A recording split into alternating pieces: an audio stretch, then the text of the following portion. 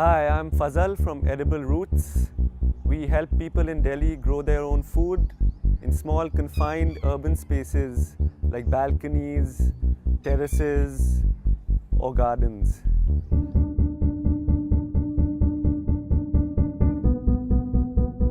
Today I'm going to show you how to set up a bamboo planter using bamboo, trays, a weed cloth and of course your soil mix.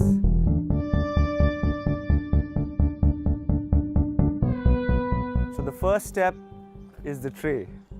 Karan's going to show us how to put trays on your terrace to ensure that water doesn't seep into your house and give it space underneath to run off. The key part of putting a tray is to see that the keys lock into their sockets to make sure the trays don't move. The dimensions of these trays are about 2 feet by 1.5 feet. And so we're going to put 6 trays here. It'll give us a little more space. This is the bamboo skirting.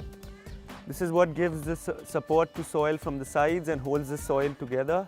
We use a thin metal wire to attach the bamboo planks to each other. Once you've tied all 4 planks to each other in the corners, this is what your box should look like.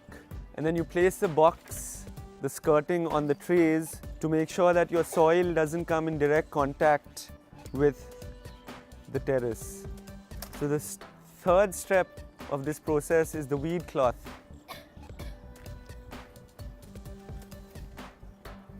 The weed cloth's role is to hold the soil mix in place and make sure it doesn't run off when you water your plants. This is a polymer which withstands water as well as sunlight.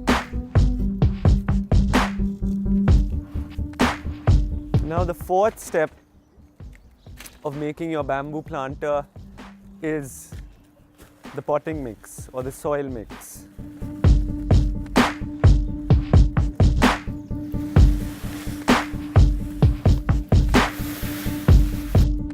So the potting mix is a crucial part of your rooftop planter.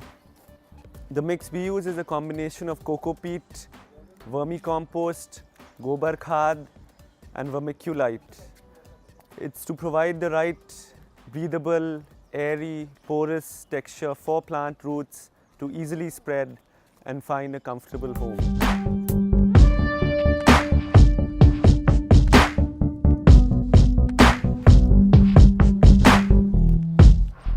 So there are 2 main problems when you're growing in containers on the rooftop.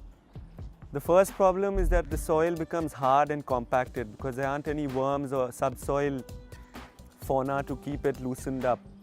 The second problem is that roots have a very limited space to search for nutrients.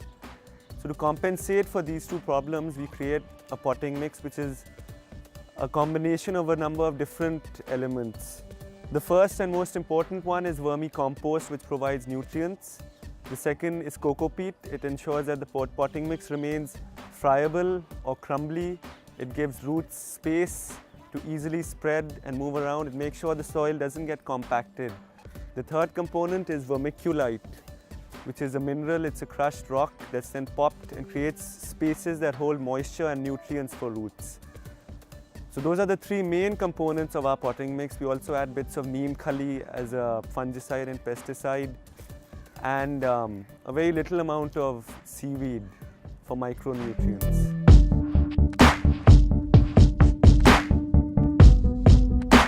So we use this small tokaris, bamboo baskets, to grow something called microgreens and shoots.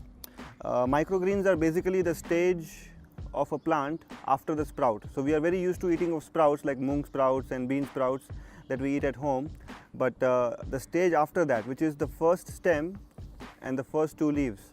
So that's what's called a microgreen. That stage of the plant is the stage when it has the maximum diversity of minerals available to it. And the enzymes are also very rich and available at this time because the life force is just awakening at that time in the seed.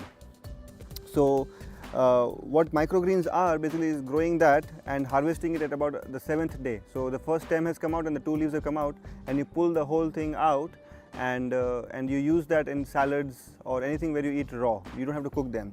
So in a tokery like this, you would just sort of make the soil a bit rough. And the seeds that you would use for growing microgreens are something that's fast growing. So usually they are the seeds of the greens family, like alfalfa or methi, sarson. You can also plant some of the radishes, also a lot of the cabbage, cauliflower, bok choy. All of these seeds that look like a rye are usually very fast germinating. So we use these seeds as microgreens. So I've taken some seeds of sarson with me over here, made the soil rough. You plant it very densely because this one you want it to grow very densely. So we plant the seeds very densely in this. And what you will see after about 7 days is the first stem and about 2 leaves. And then you just pull the whole thing out along with the root. Even the root is supposed to be eaten. You just lightly rinse it to wash off any soil that might be attached to it, and then you just put it in a salad or a soup. So once the seeds have been put, you just take another amount of potting soil and you just cover the seeds lightly, and then you will water it with a watering can.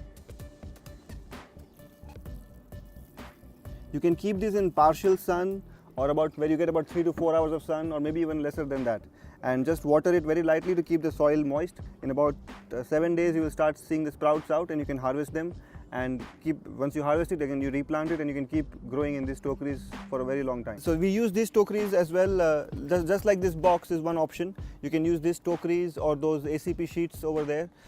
So in about a tokery of this size, you would plant about, let's say, 5 to 6 saplings, and they'll grow to a decent enough size. You make a slight depression in the soil, and then you plant each sapling at about an equal distance.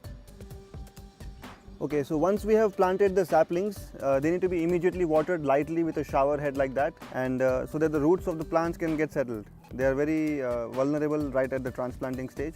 You want to water just enough, not too much so that the water drains, but also not so little that the soil gets dry. It has to stay lightly moist at all times. So depending on the season, it might be once a day or once every other day, and depending on how much sunlight your space gets, it might be even sometimes twice a day.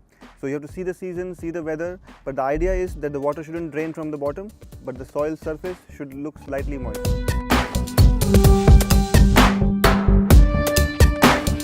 So we are here at this terrace garden in Zorbag that we had set up about 1.5 months ago, about 2 months actually.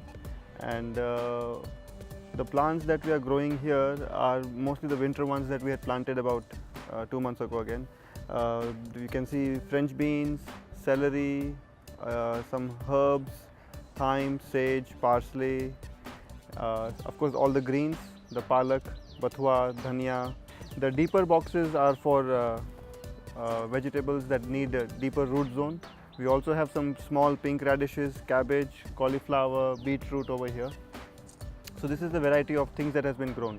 Over the last 2 months, once the setup has been done, the main things that go into the maintenance of it is basically watering it appropriately, which in the winter is about once a day, maybe sometimes every other day. The next thing is basically, sort of keeping to some sort of organic sprays. So we have some neem spray that we use that needs to be sprayed on a frequent basis, like about once a week. So that is also done besides the watering, and some fertilizing, like a seaweed powder or a humic acid. These are all organic nutrients that can be provided to the plants, and that's done about on a week or 10 days basis, so that the plants stay healthy. Basically what happens is, when we grow in boxes or in any urban space, in a confined space, the roots of the plants are confined, so they can't go wherever they want to get the nutrients. So the main thing is to feed the plants more frequently than you normally would on a land, and just water it correctly. Going forward now, as you can see, some of the plants are starting to bolt. As you can see the yellow flowers in that means that the heat is increasing and it's going into summer. That's basically going to seed, so that's a sign that the temperatures are rising. Going forward in the summers over here, it's going to get extremely hot, so we are going to cover this whole space with a white shade net.